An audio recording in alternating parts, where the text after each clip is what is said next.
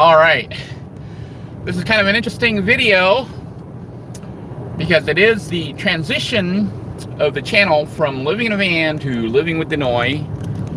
For those of you who've been following, then you know my situation with the van life is coming to an end.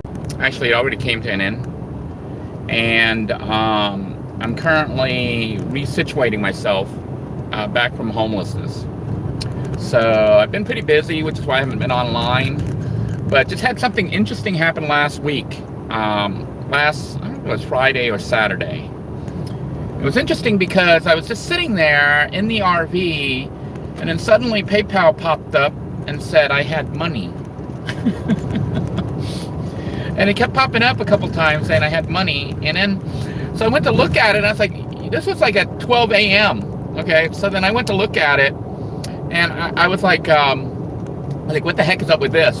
So I was reading the note, and the guy on there wrote on there and said, thank you for some, I don't have it here to read, but it said something to the effect of, thank you for making Legend of the Silver Talisman.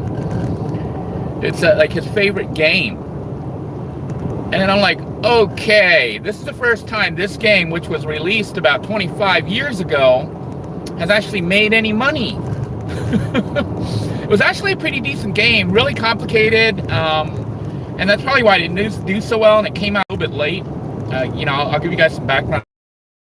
Really, that game was released when I was in video game production, and it never made any money. It was released as shareware, didn't make any money. And then what was interesting about it was this. About, I would say 20 years ago, a kid out of the blue called me up. I say a kid, it was a young adult, probably somebody in their 20s. Called me up. See, I'm trying to figure out if it was the same kid or if it's two different kids.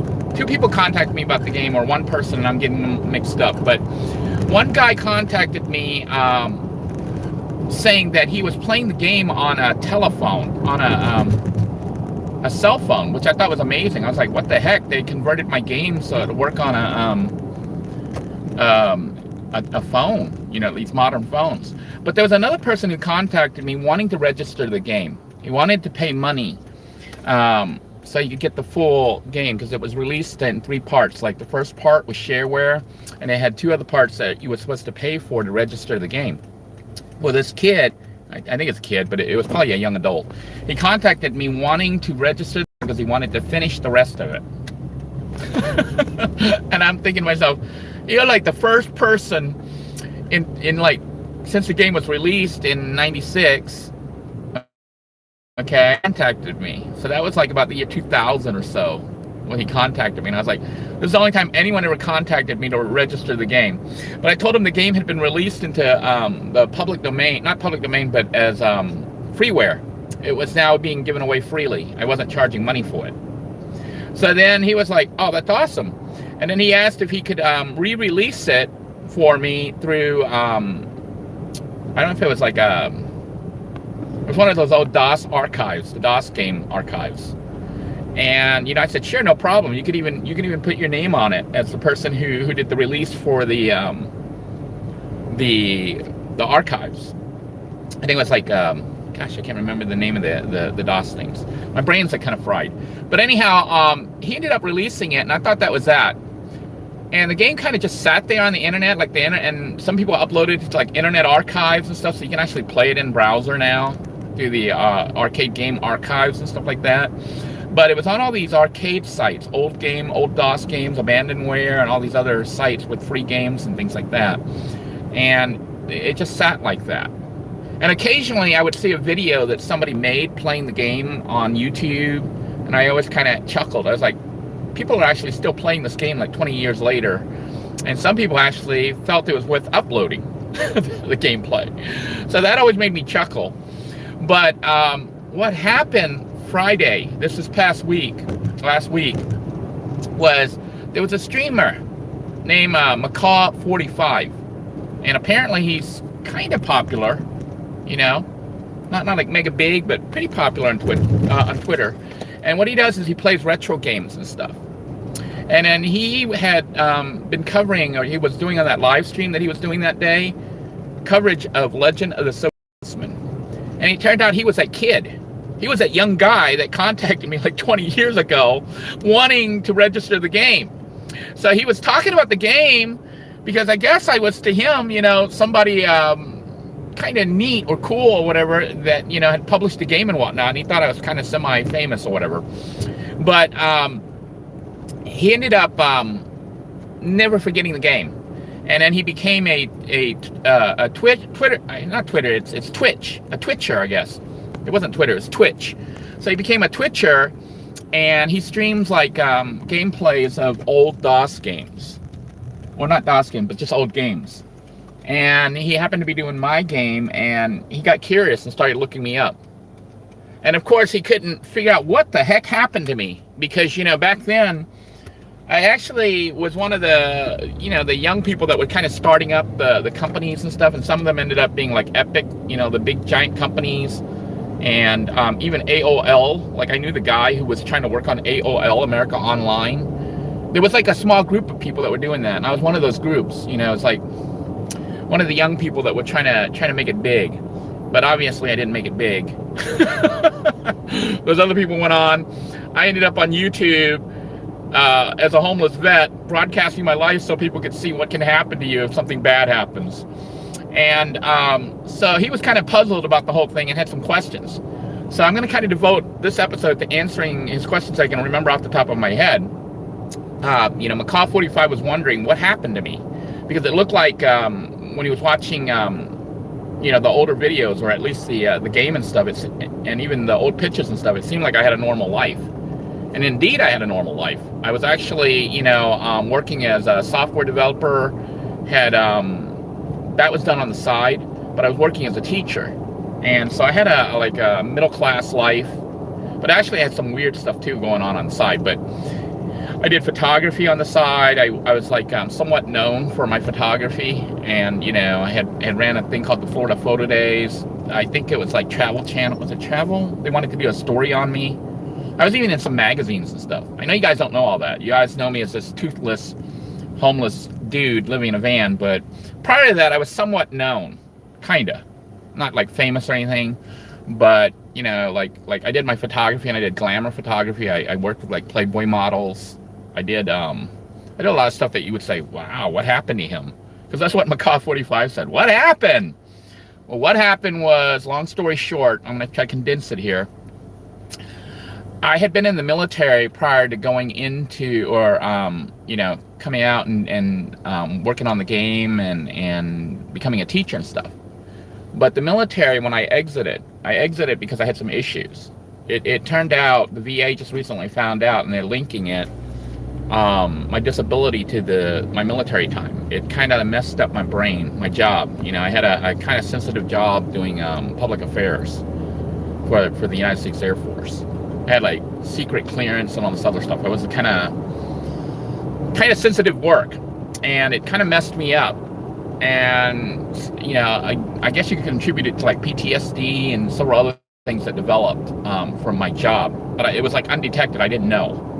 So when I got out of the military, I was behaving in ways that showed some brain damage, from my job, some trauma and stuff like that. But it affected my life.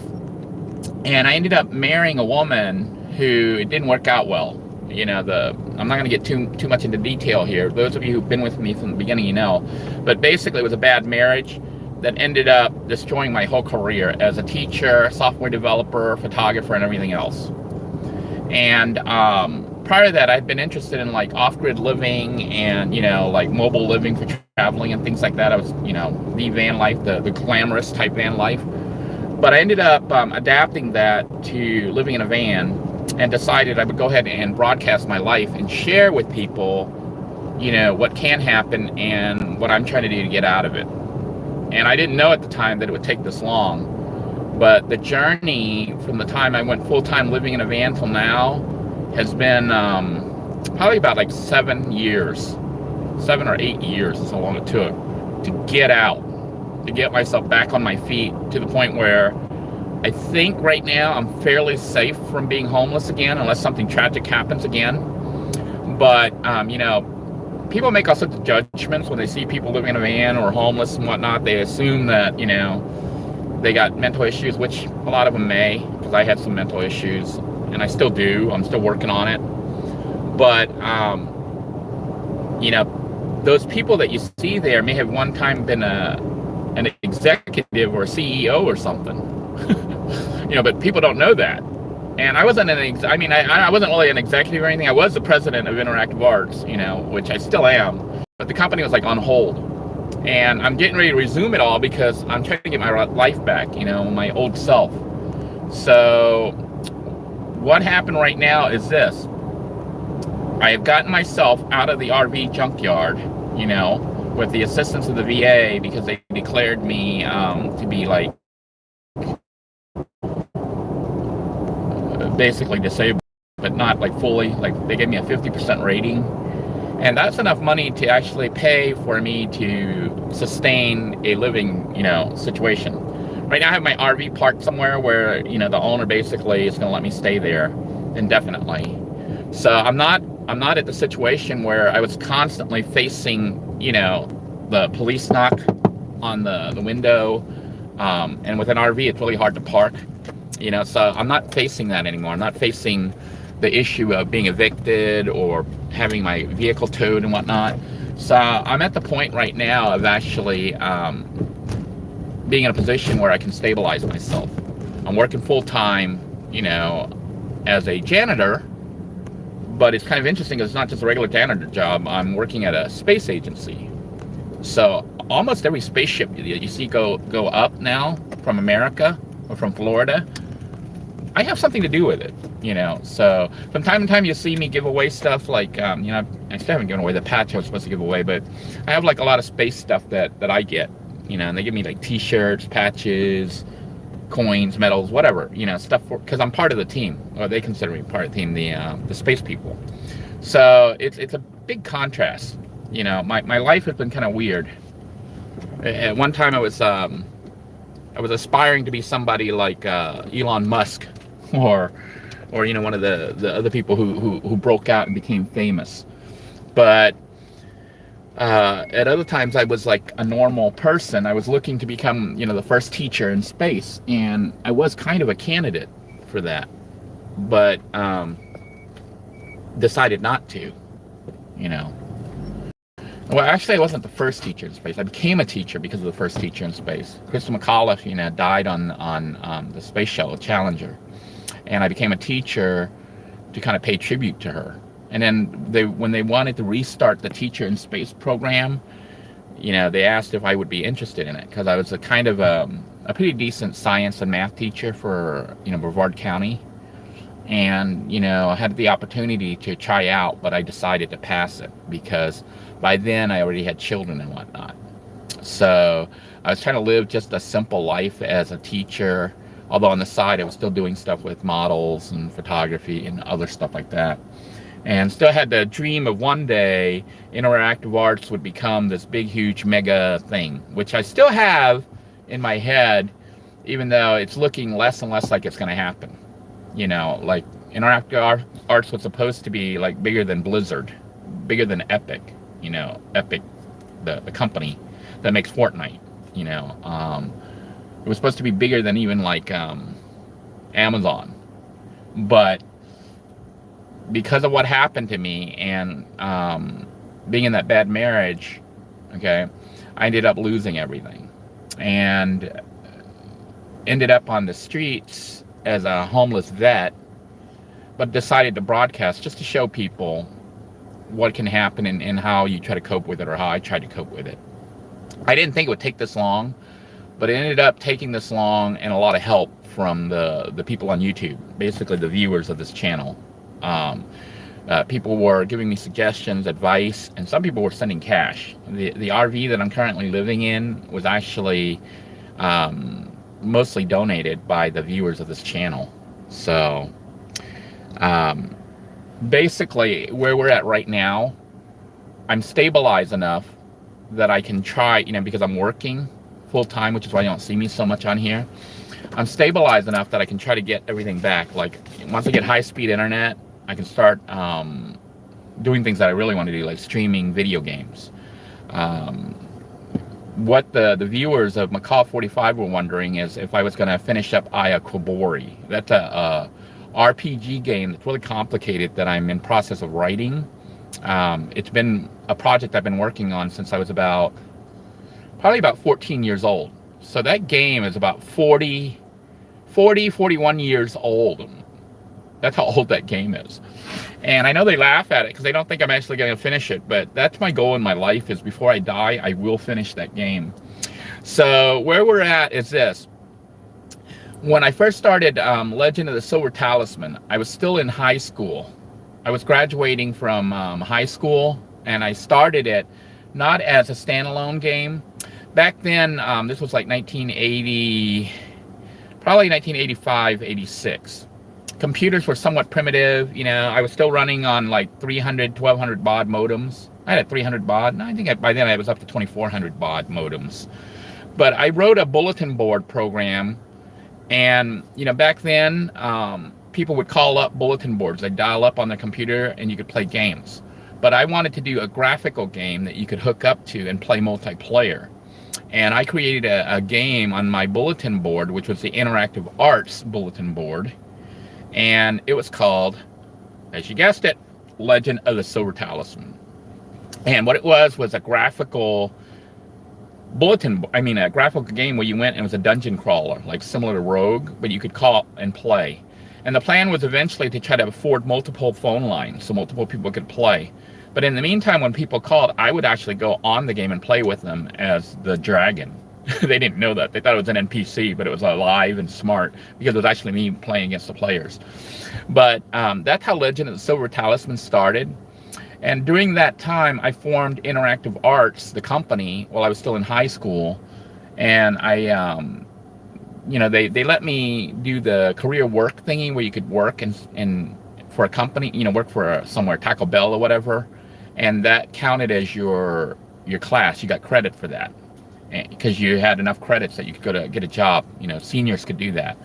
Well, for me, they allowed me to form my own company. So I had my own company when I was still in high school, and that was Interactive Arts.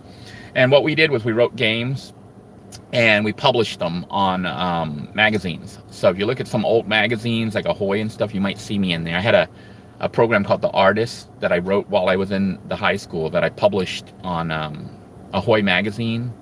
Got paid like $850 or something like that for that article and that program, which was good. They didn't even buy it. That was just licensing it for 2 publications. So that was my first start getting paid for Interactive Arts. And then I started to develop the game, but then I joined the Air Force. And during that time, I wrote the game. Let me think. I wrote the game for, I'm trying to remember. I wrote the game for the Commodore 128 to be played on dual screen. I converted the bulletin board version of Legend of the Silver Talisman to a multiplayer game for the Commodore 128.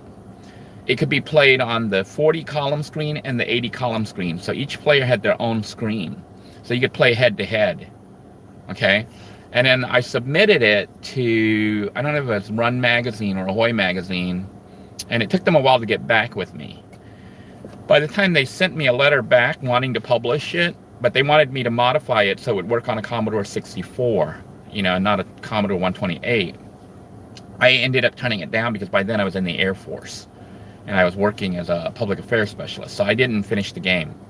So I stayed in the military for a while, and then when I got out, you know, I was like, well, this is an unfinished project. You know, it worked on the Commodore 128, but by then, when I got out of the military, the Commodore 128 was pretty much, you know, not being used anymore. People were running like MS-DOS. The graphics on the MS-DOS machines had gotten to where VGA was like standard, and they had Sound Blaster sound cards, so it was like rivaling that of the Commodores. So I decided to port the game over to MS-DOS and wrote the game Legend of the Silver Talisman that I decided to self-publish under Interactive Arts. So that was our first published game. And during the time, you know, companies were still pretty small. Like you had Apogee, you had Epic, you had what else? There was a bunch of other little companies, and some of those became like huge companies now. You know, and some of them, they've changed their names and stuff. like even id Software. So it was like small little groups, and I know people look at them and think they're big because they're pretty big now, but back in the day, programmers like me, we kind of worked out of our bedrooms. It's like a small little company of like 1 to 5 people. Even though it looked like huge productions, it was really like 1 to 5 people. And we did have the internet back then, but it was like Usenet and stuff, the news groups. And so you'd have to go to the bulletins on the Usenet groups. There was like programming groups and stuff, and put out a call out for other programmers or musicians and artists and stuff. And that's how I was able to try to recruit people. And I recruited like Akintunde and Wendell Tucker, who I'm hearing from Macaw45 that I guess they did some music for some other famous games, games that actually made money. but I had them do the music for my game, including, Munchman, which is another game that I was using as a trainer for Ryan Gums, my new programmer, what do they call it? My brain is just so fried right now, but he was like my apprentice, so I was teaching him, and we wrote that game. I had him write it and use the music from Akintunde and Window also for that. But those two, I guess, became kind of famous on their own for doing commercial video games. But we had some famous people that tried to apply for the positions, but it had already been filled. And the hope was that the company would do well, because Interactive Arts had really good payouts for software developers and musicians and artists. We got paid like percentages, and the company barely took anything. The company was only going to take like a 20 or 30% of the income and use that to promote the game and stuff. So the company didn't really make any money. I was the company. So to make any money, you had to be the programmers, the musicians, the artists, storytellers, graphics people, whatever. So all those people would make money, like a decent amount of money, versus just a small amount where the company takes most of the money and the people who actually make the stuff hardly make anything. But we flopped. We didn't do so well because, and I think Macaw kind of pointed it out, the game was kind of dated by the time it came out in 96. But really, the game wasn't supposed to come out in 96. It was supposed to come out in like I think it was 1991 or 92. I had actually started writing the game right after I got out of the military and had it mostly working. But then my dad had a stroke, and I kind of had to leave college. And, I ended up at the house taking care of my parents and stuff. And the game kind of went on hold. And I didn't resume the game till much, much later. So it sat for like another 3 or 4 years before it ended up getting finished and released in 96. And by then, it was already dated. Games like Diablo had come out and like were far superior as far as gameplay and graphics and stuff. My game was already dated, and it was also very complicated because it had the best way to play it is like with 2 joypads, not really the keyboards and stuff. You use 2 joypads. And by the way, for those of you who saw Macaw struggling to get the robot mode, all you have to do is hit the number 1 or the number 2 to turn the robot on and off. You don't need to reprogram it or anything. So if you start the game with the generic, the presets, and you just hit the number 1, that'll toggle the player 1 between robot and human. And if you hit the number 2, that'll toggle the player 2 between robot and human. And he was mentioning how hard that game was. It was designed to be kind of hard because I wanted people to cooperate. You could win it by yourself, but that's really hard. And the game back then, was designed because it wasn't an arcade machine. It was designed to let you play really long, like a game. I think I won it without any cheats because I had to test it. I think I won it, the fastest I ever won that game by myself was like an hour and a half of playing. An hour and a half, and I played and I won. But that was just the first level. But if you have 2 players, it's a lot easier. But the way it became, developed for the PC, I kind of did some stuff because I like interactions between players and the game itself, and between the players themselves. So Legend of Silver Talisman had 2 screens, and because it was designed for the MS-DOS machine with only 1 screen, and it split the screen in half, so the player 1 looked at the left side, player 2 looked at the right side, you could use that to your advantage and mess up the other player. So if you were playing against each other, you could see if the other player was getting ready to grab like a piece of the key or something, and you could cast I think it was a transpose spell where you switch positions. So he sees the key and he starts running for a piece of the key, and you hit the transpose scroll and it switches you and him, and then you get the key and he gets screwed. Or you know, so there was all sorts of stuff you could do to mess up the other player, because it was designed to be like that, to be really annoying. Because, you know, back then I liked games that you think you're going to do really well and somebody comes along and says, nope, they cast something and it messes you up totally. So that you know, that game was like that. He was wondering about the other two levels. I can't even remember. I'd have to look at the source code at this point. But I think the game essentially allowed you, the first game you had to find a 3-part key. And I don't know if parts 2 and 3, I think you also have to find the key on that. I think on each game you do have to find the key. I don't know if you actually had to do a certain sequence of events to unlock the bosses on each of the other games, you know. So I'd have to look at the source code. Maybe I'll release it, you know. I know that some of the new viewers here are from Macaw's channel, Twitter. So I'm going to be moving the games type stuff to my own, not Twitter, Twitch. I haven't got the link set up yet, but I got the link for Twitch. I've got the account, but I haven't put the link on YouTube. I'm going to start trying to stream games on there. And if you guys are actually interested in the development of Legend of the Silver Talisman, I mean, not Legend of the Silver Talisman, but Eye of Kabori, which is a follow-up, and other games that I'm working on and other projects, I may stream those on Twitter. Not Twitter, Twitch. I keep saying Twitter. Twitch. If you guys are interested in following that. And also, the people who paid for the game from Macaw45's channel, you're going to be included in that game. I know it's crazy that this 40-plus-year-old game that I've been wanting to write forever, because a lot of people don't believe I'll finish it. It is my #1 goal in my life before I die, to finish that game. But there's 2 other games that could belong in the story. The whole series started on a VIC-20. I started programming that whole series of games when I was about 14 years old. You know, it had the Lost Sword of Yonata, then the Lost Dungeons of Yonata, and then the third one was actually Legend of the Silver Talisman. And then, I said the Lost Sword? No, wait. No, I'm getting mixed up. It was the Lost Sword of Yonata, the Lost Dungeons of Yonata, and the Lost Realms of Yonata. Those were all VIC-20 games. And sadly, I've lost the code, but I think I have the printouts. So I was able to find it. Maybe I'll show that on Twitter if you guys are really, really interested in watching the development and me basically working with my 14, 15-year-old self. So you're looking at me, I'm 54 right now. And I'm going to be working with old code from when I was about 14, 15, 16. So it's me collaborating with younger me. We're going to see how that goes. So I'll be rewriting those games or trying to get them to work on the VIC-20. I may take some time to actually fix Legend of the Silver Talisman so it'll play better on modern systems by allowing it touch control. If I can somehow figure it out, how to rig it so it works with touch. That would allow the game to be played on modern systems, a little bit easier than the way it's set up. Because the joypad, if you try to use a joystick, it got complicated. You had to hold a button down for 3 seconds or whatever to trigger the second menu.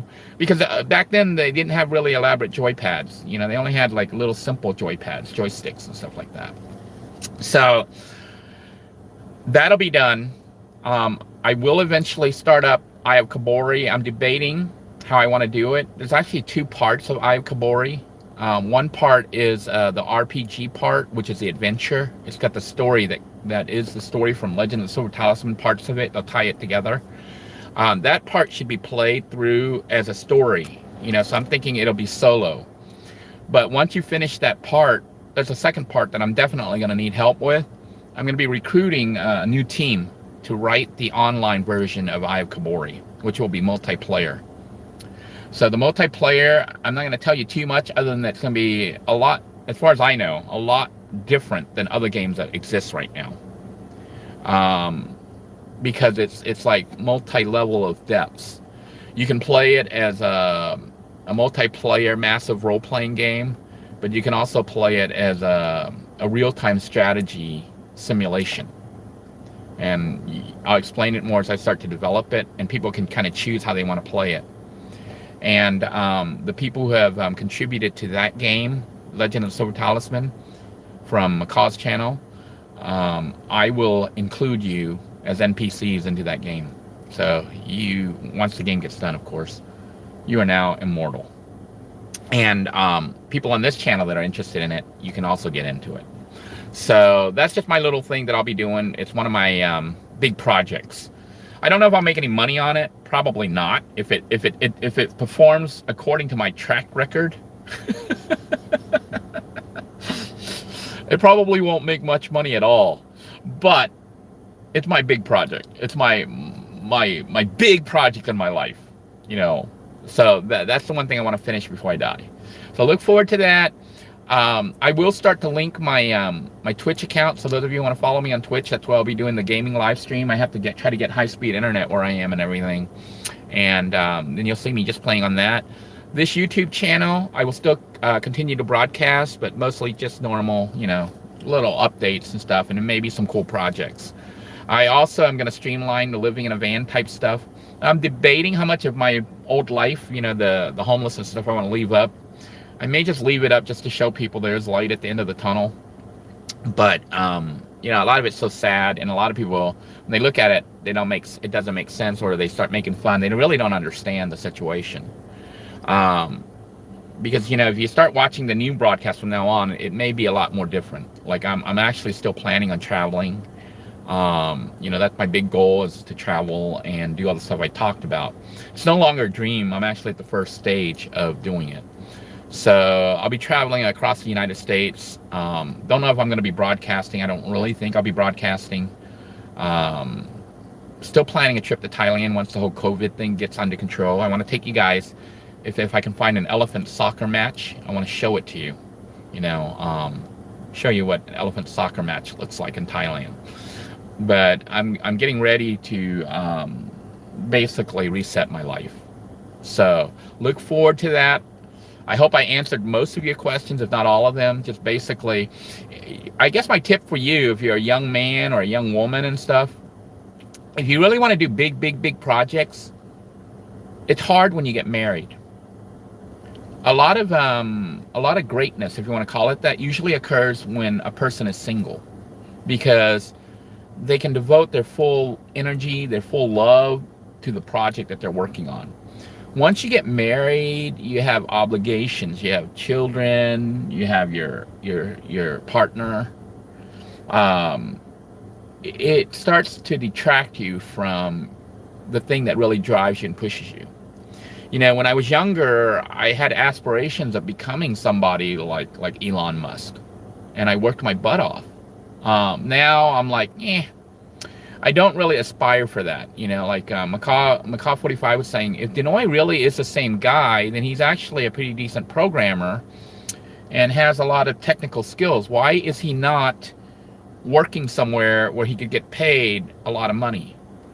I get a lot of stuff on my feed where they offer me like $150,000 a year, but I turn those jobs down. I know you guys find that hard to believe, but I turn it down because I don't really want to do that. I don't want to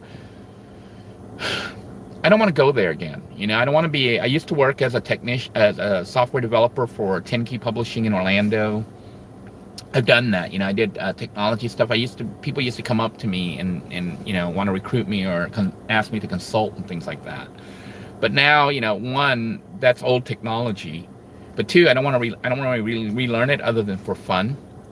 I don't really want to be a billionaire or a gazillionaire, because sometimes I look at some of those people who are ultra rich and I go, I don't think I want to turn out like that. They do some really cool things, but sometimes I think they, honestly, you know, I'm impressed with what they do, but sometimes I think that some of what they do to me isn't really putting the money to the best interest of humanity. You know, I've always been one who I think feel that people are more important than material wealth and things like that. That's one of the big reasons for broadcasting my life on YouTube, even though it looks really bad, and you know, even showing people my missing teeth and things like that. I think it I share it because I want people to see that not everyone has this glamorous life, or that some people actually struggle. And you guys got to watch me, you know, with my mental illness And those who've been with me, you saw the trolls and all the crazy stuff. You know, those of you who are also suffering, you know, I'm letting you know there is light at the end. You just got to survive long enough. You got to make it through all that. That's one of the reasons I'm not on here so much on YouTube. I'm not on social media so much. I'm trying to ease back into being anonymous. You know, I didn't become famous. I became infamous. I'm all over the internet. And a lot of that crap is wrong and lies. Not lies, but people misreport things. People change stories. People, you know, things are just wrong. But at this point, I don't care. You know, all that matters to me is I made it through the hard part, and I'm getting ready to enjoy my life again. So I had gotten rid of my camera. I'm thinking of picking it back up. May do some more photography just for fun. You know, I know you guys might find it hard to believe on this channel, but we actually had some pseudo-famous people here. I didn't announce them and stuff, but I'll do some name droppings just so you guys, those of you who've been with me, or find the episodes and stuff where you know, I had hidden some of it and stuff. I don't know if you guys remember the whole Maurice fiasco, the whole Maurice thing, where Maurice wanted me to work for him. You know, he was like, he used to be like a millionaire down in South Florida, and he, you know, he was impressed with my knife gig, you know, how well I did on the knife gig, and he wanted me to work for him, you know, to help him with publicity and stuff for his company and promote it and do some additional work. And then he found out I was a software guy, you know, with networking experience and stuff, network administration experience. So I was setting up his networks and whatnot. And we were actually dealing with like companies, like big companies that had like TV broadcast companies and stations like that. So I had started to show some of that where we were having dinner, you know, how big, how rich people, I guess, cut business deals. They have like really fancy dinners where we have really good food and stuff, and they basically cut these multi-million-dollar deals over dinner, you know. But I was kind of involved with that. Maurice was trying to get me I don't know if it was like it was an expensive car. He wanted to give me like a Mercedes or a BMW or something like that, and have me dress nice, you know, obviously get my teeth fixed. You know, when people are dealing with millions of dollars, hundreds of millions of dollars, they expect you to look a certain way. No one's going to trust a homeless dude living in a van, but they might trust an Asian dude with nice teeth and a nice suit and a nice watch, a nice car. You know, that's all appearance. You know, a lot of people get so into that. Like, you know, I think that was, I was watching Macaw45, and I was like, he's so shocked that the guy he kind of liked and idolized, I guess, to an extent when he was younger, was this homeless, toothless dude on YouTube. But it's the same guy. You know, I'm still the same person as I was then. My view of the world has changed quite a bit. I'm not as driven for monetary gain as I was when I was younger.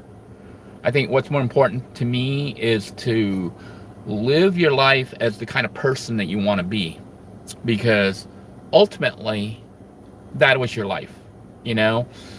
Some of these rich people, I see them spending money, sometimes I think wasting money.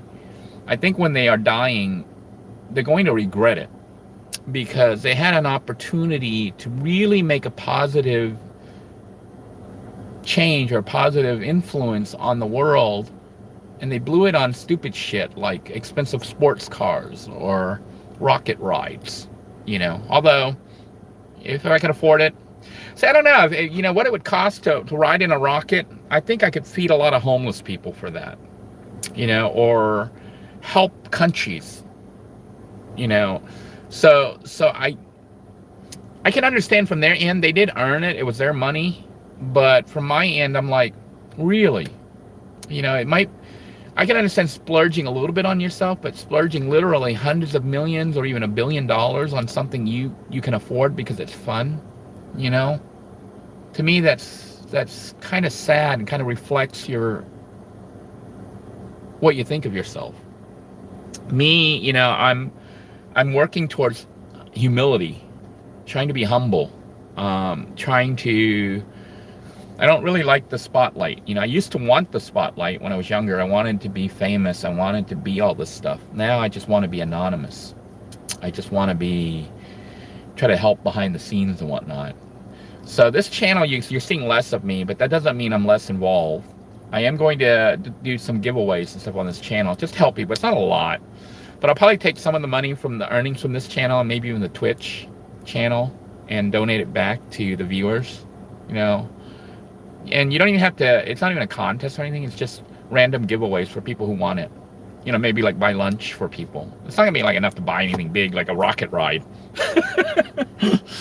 But I can give away free stuff that I can do, like the games and stuff like that. You know, I could put you in the game, maybe get you a free copy of the game. But being in the game, everyone's gonna know you. You'll be famous. So, you know, those kind of things I can give away. They're kind of priceless, actually. And of course, some of the space stuff. So I know some of you like space things. These are real space stuff. You know, like one of the things we're working on right now is the Lucy mission, which is to explore a whole bunch of asteroids. You know, we did the Solar Explorer.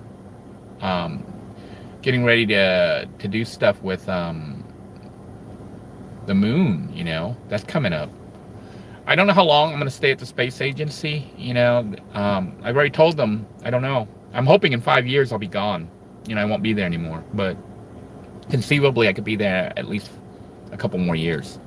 And that won't be enough, I think, for all the moon stuff. But I think they're starting on it. You know, they've been working on all these projects. So it's really interesting. You know, even though I'm a janitor there, I get to talk and hang out kind of with the engineers and the rocketeers. The people who work on the actual rockets and the people who actually design and monitor and build the satellites and things like that. It's fascinating. Those people are so smart. You know, I used to think I was smart, but when I compare myself to these people, they're like mega smart. they're like, woo, way over my head. But you know, the interesting thing is they don't treat me like I'm an idiot. They treat me pretty nice. So, you know, I like working there. But yeah, I'm going to sign out because I'm rambling on and on. Macaw45, thank you for finally helping me to make some money off my game. It took 25 years, but I think total I made about $100 out of your viewers who sent money. So thank you, viewers of Macaw45. I will, like I said, I will include you, and I'll try to stream the development and maybe show you some of the old notes and stuff, because some of you may be interested if you're really into retro stuff. I want to re-release the VIC-20 things. I also have some other games for the PC that I'll be releasing just to share with you projects, because I do want to finish stuff up. That's the one thing I hate is like starting projects and it just sort of sits and, you know, doesn't get finished. So my old game here, Eye of Kabori, is probably the oldest project. It's about 40 years old. It's a 40-year-old game. So we're going to finish it up. So look forward to that. I'll see you guys in the game. My YouTube channel, I wanted to thank you guys for supporting me all this time and getting me to the point right now where we're at the light. So until next time, everyone, take care. God bless you all. Please stay safe. Bye-bye now.